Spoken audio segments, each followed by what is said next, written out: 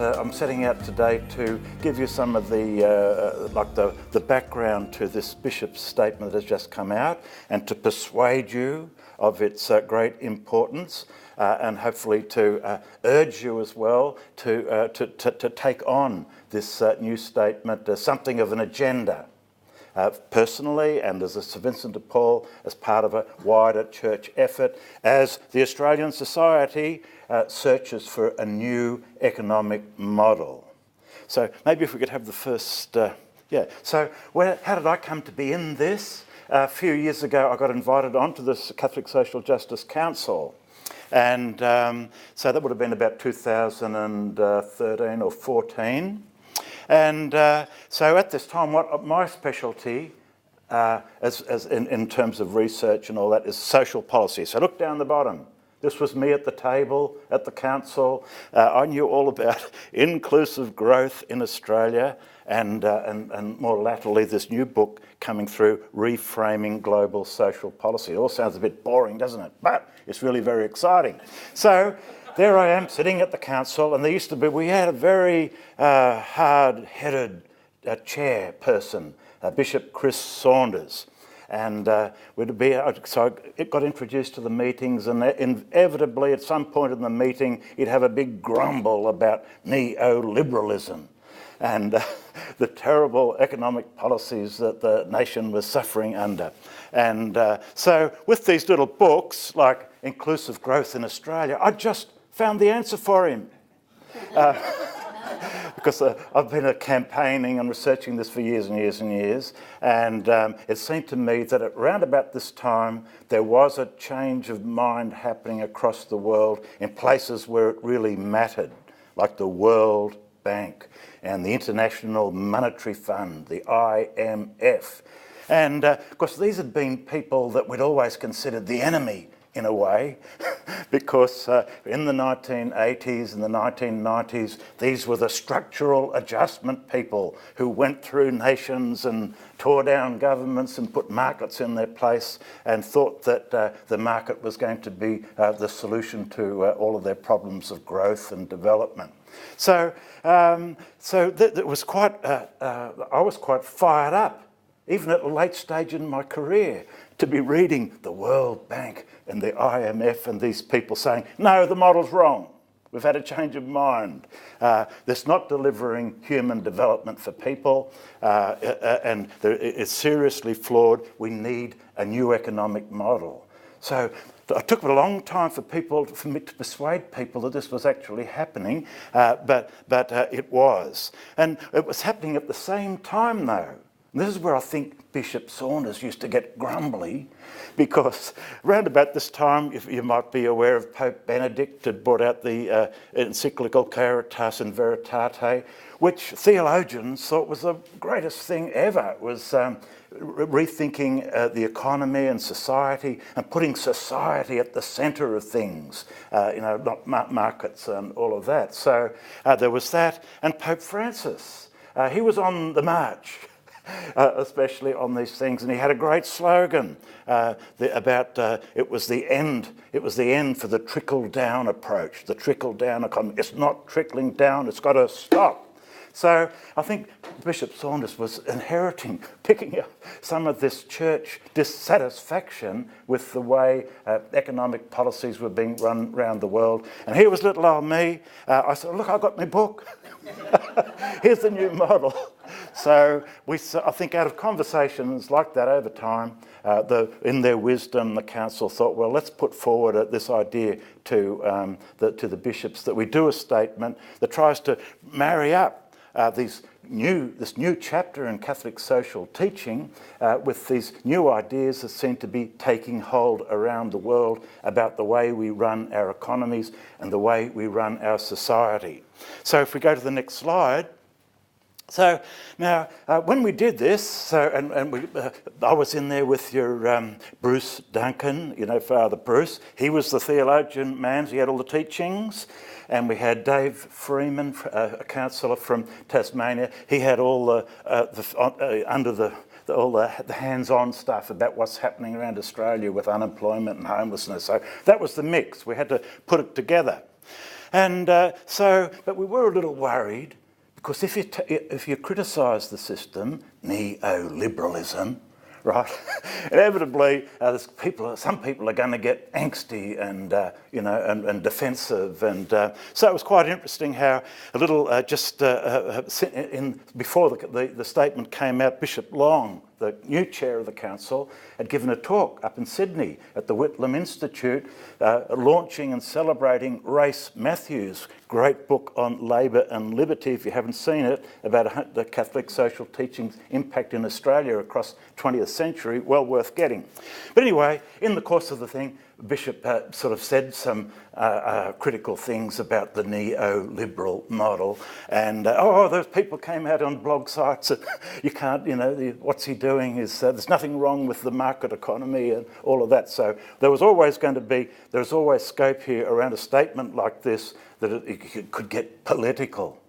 But we're not too worried about that. We're not too worried about that because I think that amongst all these people these new authorities I've been referring you to, nobody's saying it's the end of capitalism or the end of the market economy. They're just saying that market economies, in fact, many of the market reforms, like in Australia from the 1970s, opening up the economy, like lowering tariffs, I think most people would agree was a lot of that was, not everyone will agree, was such a good idea. But let's say within that period of reform, there were a lot of good things happen, and a lot of economists can take a resounding pat on the back for the change, but not all of it was good. And so if you want to question, see, well, what were the issues? There's nothing better to read than Commonwealth for the Common Good. I think it came out about 1991, was it? And it's a terrific, sharp take on this new movement in economic policy in Australia about markets being the answer for everything, and really highlighting the points of criticism. I'm just wondering who wrote that book, Commonwealth for the Common Good. This was the Catholic Bishops of Australia. After that, it was a huge consultation. It took years to produce. There was a last major statement on the economy. So, but as you can see, this was what we've been battling with. It was a kind of a small government kind of view of the world where the markets had become the one size fits all for everything. So, in terms of state, as the Commonwealth for the Common Good said, any regulations or interventions by government became suspect. So we had a whole period of privatisations, deregulations and all of that. So when we're saying, what's the old model, if we're in transition to a new one, that's what we're referring to. Okay, now, some of my friends, as I say, I've been on this campaign for so long, and a lot of people thought he's a bit nutty, right? I look around, I see neoliberals everywhere. And is it really happening, Paul? So we could debate that, but just look at these two architects of the old model. Paul Keating, he's quoted this year, saying, liberal economics has run into a dead end and has no answer to the contemporary malaise.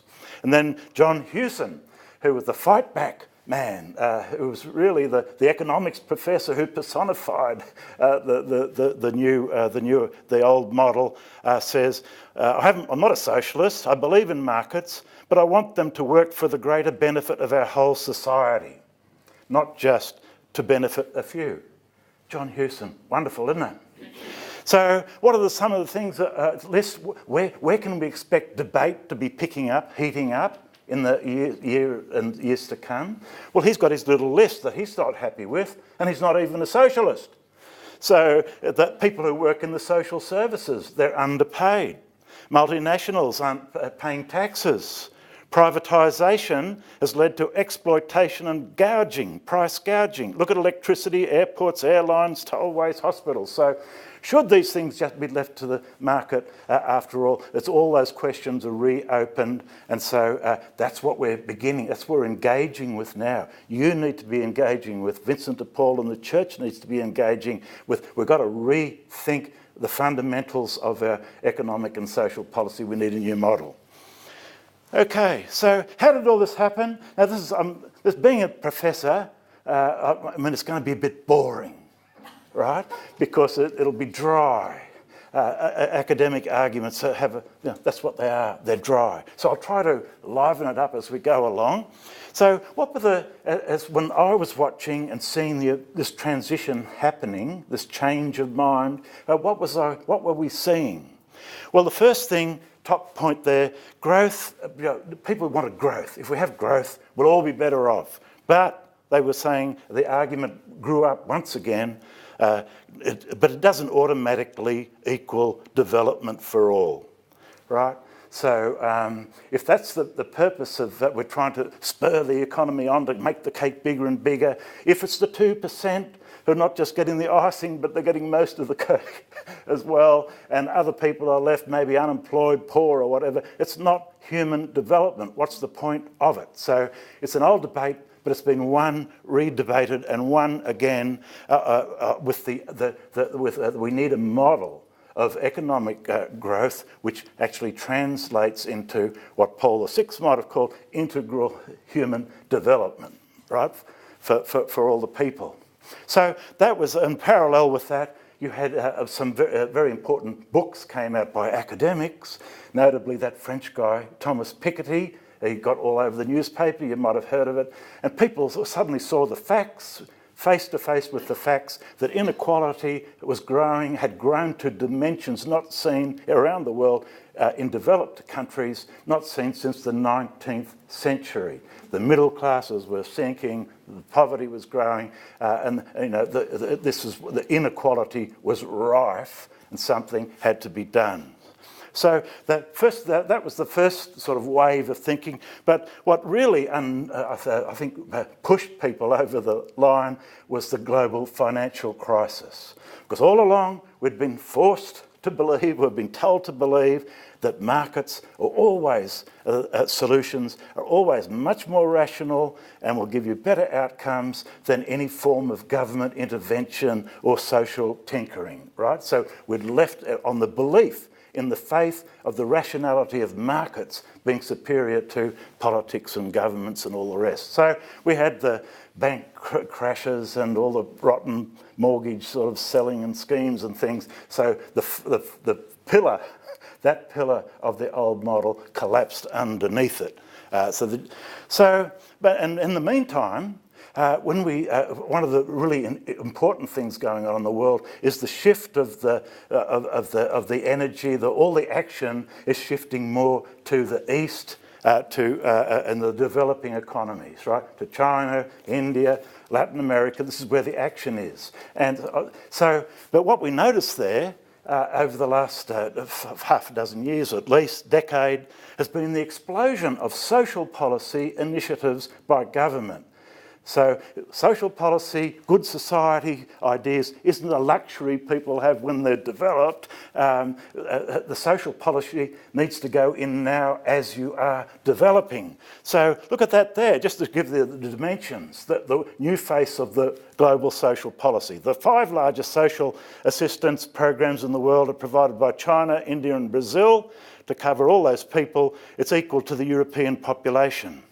So as I'm going to show you now, what's happening, especially through the United Nations Agenda 2030, they're trying to bring the developed countries and the developing ones together around a common economic social model. My friend? I'm just curious about the social network in China, the social net, because I wasn't aware there was a welfare system in China. Is that what you mean? Well, I think that we're talking, say, old age pension systems, health insurance systems. So social, when they say social protection, they mean the full gamut. Like, I mean, it really is, we need to be aware of this when we hear people say, oh, you can't afford social welfare. Just over in our neighbour, Indonesia, they've just gone ahead a couple of years ago with a national health insurance system. More than half the people don't have proper jobs and can't pay proper fees, but the government says, don't worry, we'll top it up, we've got to have health insurance for everybody. So this is just around the developing countries, there's an explosion of policy initiatives happening. So it's part of this picture of why governments or these international agencies are urging all nations to get behind a new economic social model. Yeah, okay, all right. So we can go a bit, that's the big pitch, right? The world coming together around a UN agenda focused on a more inclusive economy and a sustainable economy in terms of the environment. Okay, so it's I think the Pope Francis has used this term, and you come across it. What we're actually engaged with here is redefining progress, redefining what we get up in the morning and go out and try to do and make in our society. So, Commonwealth for the common good, of course, they didn't have. You didn't have a social goal. There's no such thing as society, you might recall from Margaret Thatcher. Or social justice, it's a mirage, it's a myth. We leave things to the market. We don't plan for society. So the Commonwealth, when we talked about the common good, it was reduced to purely monetary, this is their quotes, and even the GDP. If the GDP grew, the Commonwealth, the common good grew. The new model rejects the idea that market efficiency and just GDP growth equates to greater economic wealth for all. So how do we bring the society back in? Okay, now there's huge amounts of work have gone on around this, and I think an illustration would be the one that's got everybody talking, like what do we need, what targets do we need to set? What should be part of our common good package, our new common good package? So these sustainable development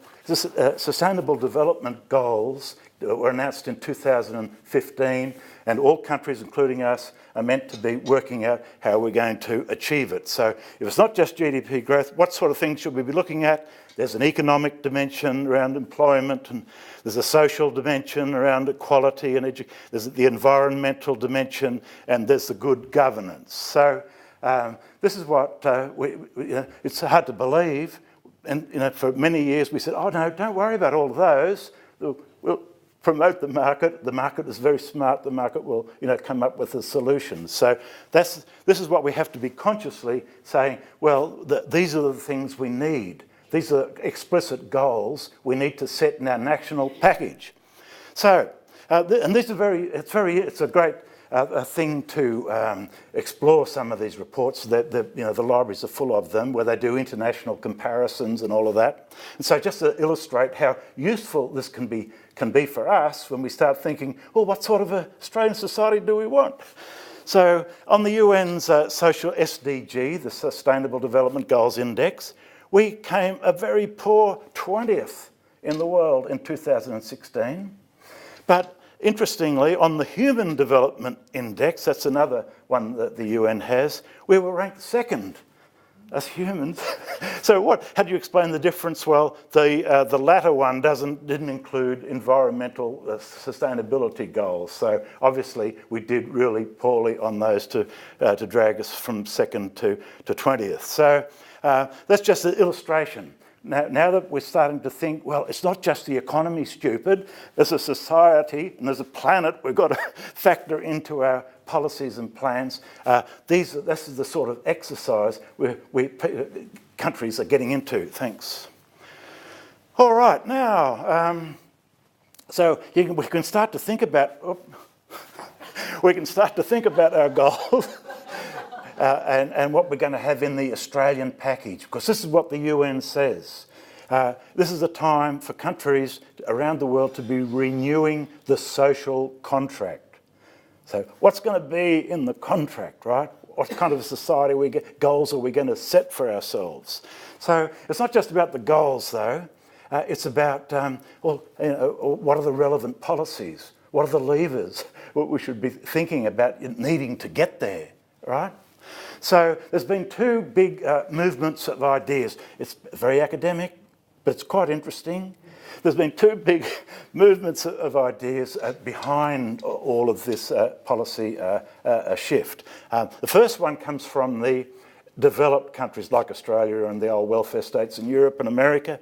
And the other one I'll show you next comes from the developing economies, because they've tended to work in separate worlds. We're only coming together now, right? So the old welfare state ones, we started to recover the idea because, that social policies, looking after the society, might actually be a good economic thing. It could be an investment. So writers started to say, well, we need to move away from the welfare state to the social investment state. This is actually important, not just for people, but for the economy. So what have they packaged? This is a serious development. Like if we were in the European Union, we'd have to be reporting back to the central government on what they call the social investment package. Each country has to tick the boxes to say what it's doing about its social investment package, right? So we'd be able to tick most of the boxes, by the way, but this is what they see as really important. So the big focus was on human capital. They call it. It sounds a bit yucky. You're just a bit of human capital.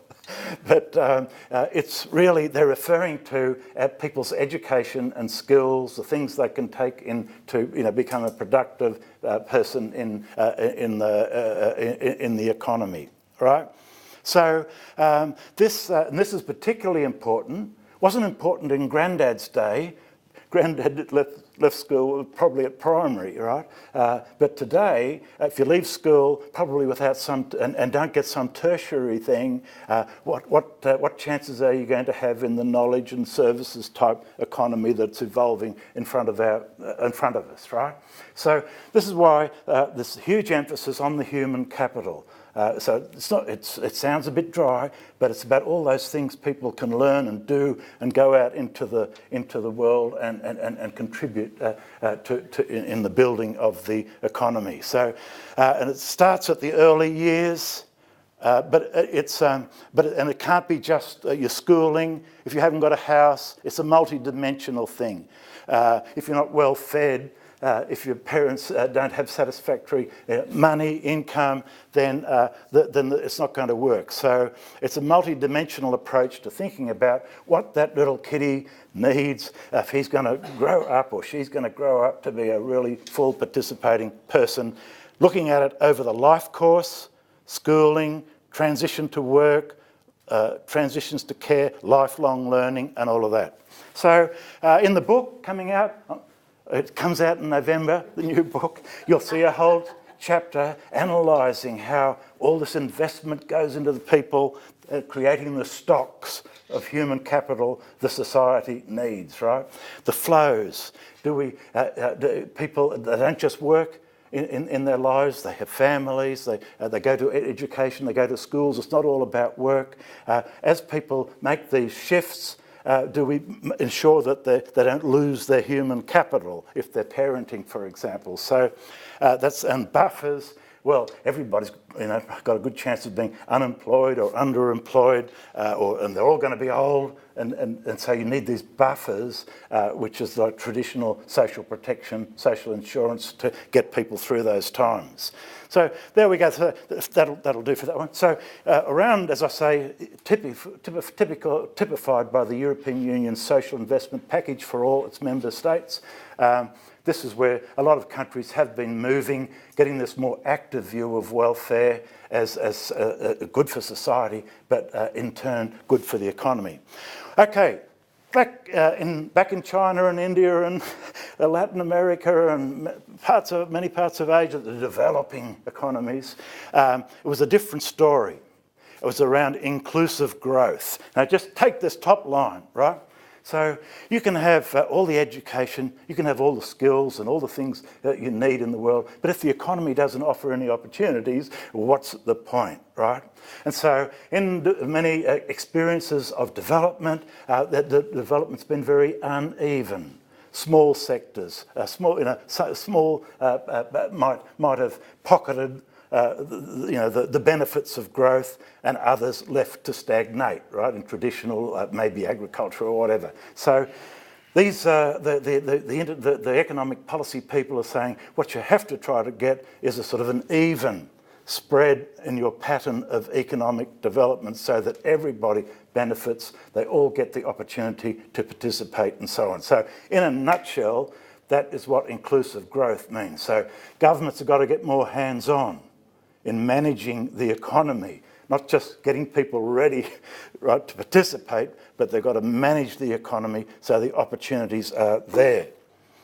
Right, so, hands-on management.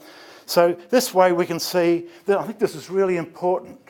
It's one of the things that when people are, like the Bishop's statement and others are trying to, what they're appealing to is people feel as though as a society we don't have any say or control or management over the economy and where it's heading, right? So how can we, as the Archbishop Welby, he's the Archbishop of Canterbury, he's just brought out a document on a new economic model. He says we have to wire the social justice values and ideas into the production. It can't be just some compassion at the end of the day after the economy's done its work. It's got to be a socially just economy. So that's, I'll say a little bit more about that, but this is a big departure. And so, but by bringing the productive side of social interventions to think, we can see in a way we're more interested in pre-distribution, preparing people to go out and to get work and so on, than we are in just repairing them if they happen to run into unemployment or whatever, or some shock along the way. So this is the shift. An economy, it's got to be like a level playing field before people go in to participate, and this is before we think about what welfare might also do, the taxes and transfer system, to make a better society. Thanks. Okay, so, all right, so we've got, if we just pause, everybody look this way. We started off and we saw how, well, we're not just leaving it all to markets and growth now. We've got a set of goals broadly under the ideas of inclusion and sustainability, like the UN agenda.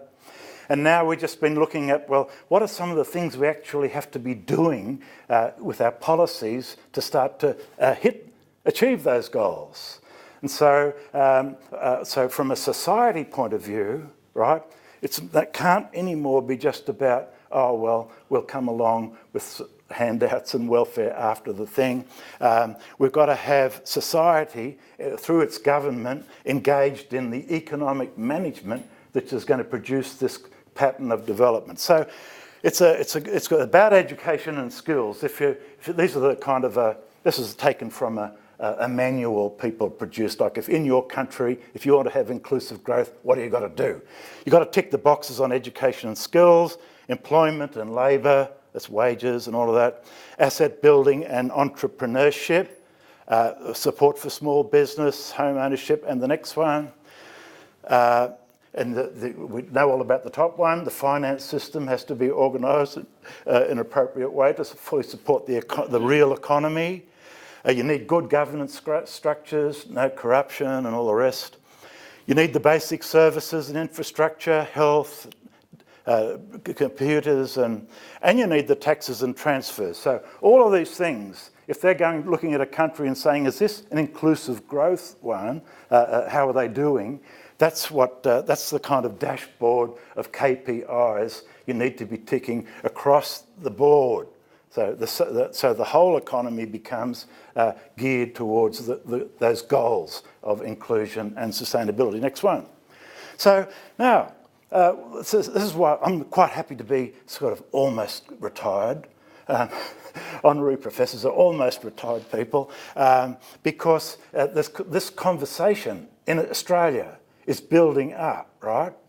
I mean, you mightn't see it every day, but believe me, as a watcher, it's like the gardener watching things grow. Things are really taking off in Australia. If we want to be part of it in the Vinnies and we want to be part of it in the Catholic Church, we've got to be in there doing this now, not in a year or 2 years' time. So the trade unions and community groups, there's an alliance. I wasn't a part of it, but I knew all about it. they put together about 10 little video clips about, they just got together, so what do we think the important policies are? Then they asked some people for information and ideas, and they did one of those, where you raise money on the internet. They got some money together, and a friend sort of helped produce these videos. So there's about 10 of them. The Australian Labor Party. I know this because I was an academic advisor on the social policy review that Jenny Macklin undertook, which you can find in a book called Growing Together. So they took all these ideas and went around with all their people and worked up a complete rewrite of ALP social policy following these principles. At the same time, there was an economic policy review done. So none of these things are final and this is it, but you can just see the conversation is happening. People are absorbing these ideas, taking them on board, and they'll be hitting the road. And I think very exciting for us in the community sector. There's been a huge build-up to the ACOS October Congress this year. And guess what it's all framed around? Sustainable Development Goals, the UN Agenda 2030. Big session at the opening, and then sessions during the next couple of days looking at what can we do in particular areas. This is what we need to be doing. This is the conversation. And I've already mentioned the Archbishop of Canterbury over in England with a think tank group called IPPR. Well, they've got together and they're producing their own report on what they see as the new economic model. So all of this amounts to what people are trying to articulate, starting with these ideas of inclusion. We talk about the common good, we want the common good. They're starting to say, well, these are the goals and this is how we're going to get it. And so what we need to be doing is identifying the action priorities for Australia. Okay, that's just a few ideas.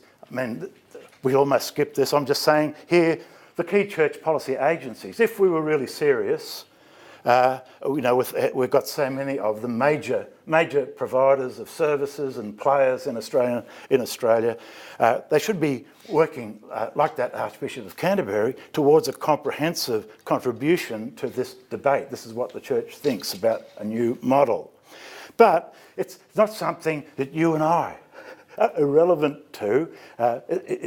We're not going to get the new vision, the new experience of the common good from the bishops or from the Social Justice Council, all of that. They've got a role to play, those agencies, but it has to be complemented by the grassroots process. The public interest or the common good can't be defined top down, right? It must be embedded in values and interests of the people. Okay, all right, so here we go. We're all set to participate in this remaking of Australian society and economy, and we've got a framework to work towards, and there's many other people out there conversing. So what would Professor Paul, what would he nominate as high priorities? So I'm just going to give you two. So the first one is, I think, out of all of that stuff I shared with you on how the world changed its mind, I think when we're thinking about society, the big break away from neoliberalism is this idea of social policy being productive, right? It's not, and so we've got to break away from what the welfare mentality, right?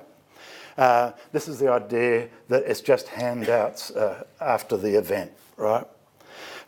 Social policy, and too many people, even in the welfare system, still think this neoliberal way. It's just about the taxes and the transfers. What we've got to be lining up for is a new form of economic management for a pattern of development that reflects our social environmental goals. So I'm very glad to be here today. I have to put this in.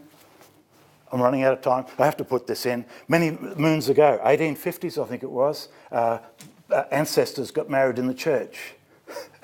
and so one of the good things that happened to our family tree was in the late 19th century, Australia, the land was largely locked up by graziers, people who just had sheep running around the place, and the ordinary people couldn't get access to the land. So there's a big campaign called Unlock the Land.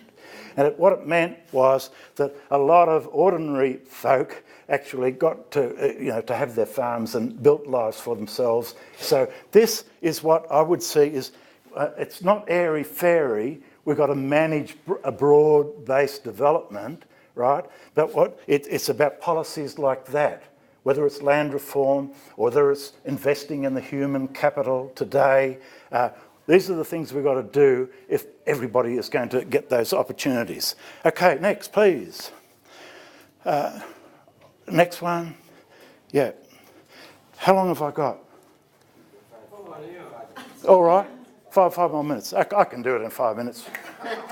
Right, so this one, so this is all those, what I was just talking about there, well, they're actual policy choices you might make to achieve the goals. But I was very impressed by a speech paper that an ANU philosophers aren't usually very interesting, are they? But he was invited to give an opening paper at the London School of Economics. Now, that's a very famous place. It was having its 125th anniversary or something. So they had all the brightest people in the world around the table. I wasn't there. But he was. And so a lot of them wanted to talk about work or this or that. And he says, look, I think there's something bigger than all of that. And I think it's about governance, right? And what he meant by that was he thought that the role of government and the role of the not-for-profit or civil society, groups like Vinnie's and all of that, had got completely out of whack with people applying the market to social services, right? People taking out the not-for-profit people out of the community sector and putting multinational companies in who are going to do it cheaper. So he said the biggest danger than any of these particular policy areas is to the architecture of our society, like the governance, how we organise ourselves. And he's making this big plea, just like I have and numbers of other people, is it's not just about the market. It also has to be about, we have to reinvent the role of government and the role of the civil society. We need three arms, three pillars of the inclusive and sustainable society, not just always defaulting back to markets, okay? So now, I think this is where the church, having one foot in both camps, myself a bit, has an enormous wealth of experience and knowledge to offer, and it's why people like Pope Francis get such publicity and have such impact, because there is the experience, there are the ideas to draw from. So if we're thinking about the role of the state, the social justice tradition is so strong, right, on all citizens having the social rights, the access to services and so on. So this means let's look back at the role of government to see, is it equipped to do that job? But, and this is where the church has had its most impact, is in this other value, as Pope Francis says, there is no future without fraternity. It's all boys, but solidarity or something like that. So that's, and then there's these other principles, subsidiarity and that. So this is what, if we were organising a future, an agenda for the church to engage with, that's the core of the ideas that they want to be bringing. So can we just go to the next one? And importantly, what I said about how do we define the common good, the church is emphasising here, as Archbishop Auder recently said, we have to return to the grassroots. You are the people who have the first-hand knowledge of the poverty. You have got the grassroots credibility.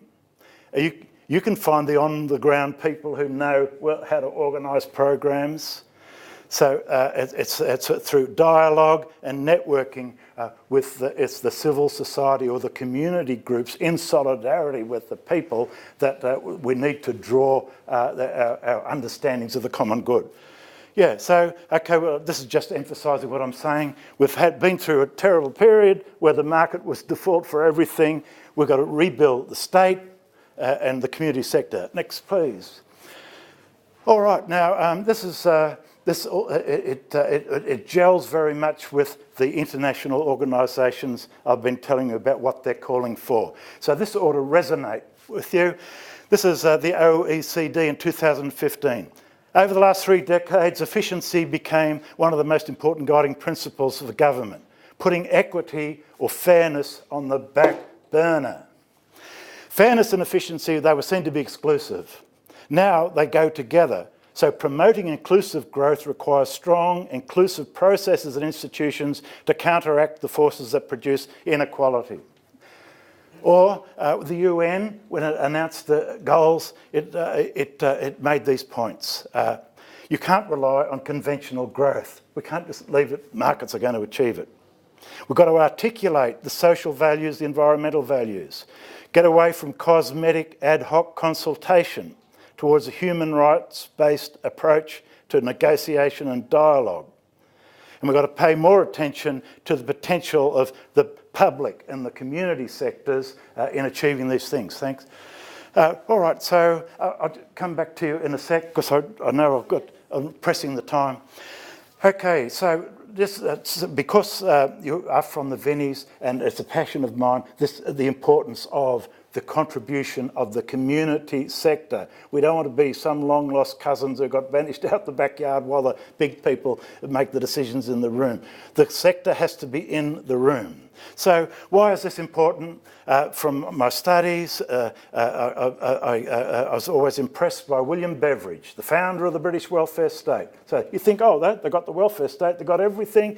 He said, no, it'll be empty without voluntary action. Vital for democracy.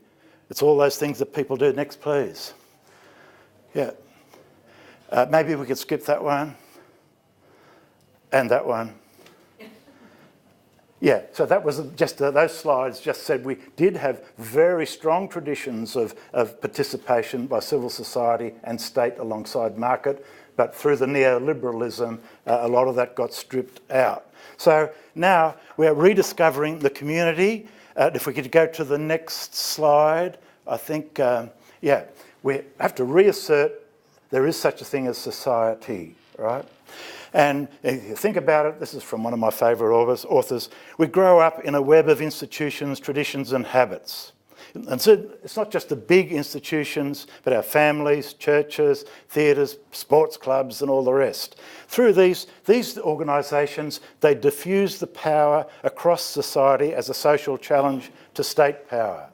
As Edmund Burke, the famous philosopher, politician, wrote about the little platoons, much loved of Tony Abbott, I might say. So, but it's true.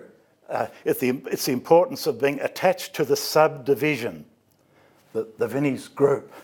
To love the little platoon we belong to in society is the first link in the series by which we proceed towards the love of our country and to mankind. Okay, next. Yeah. All right, so they've got 2 slides, I think. And so this author, he says, so we need to have a fuller understanding of people. We're not just individuals in markets making self-interested decisions. We are individuals, and it's important that we discover our individuality and express it. But we're also social selves. So we're very much formed and shaped by our community, and we contribute to shape the community in turn. But last of all, he says, and this is why I have to get this in, is about that he's got this phrase, an ethic of divinity.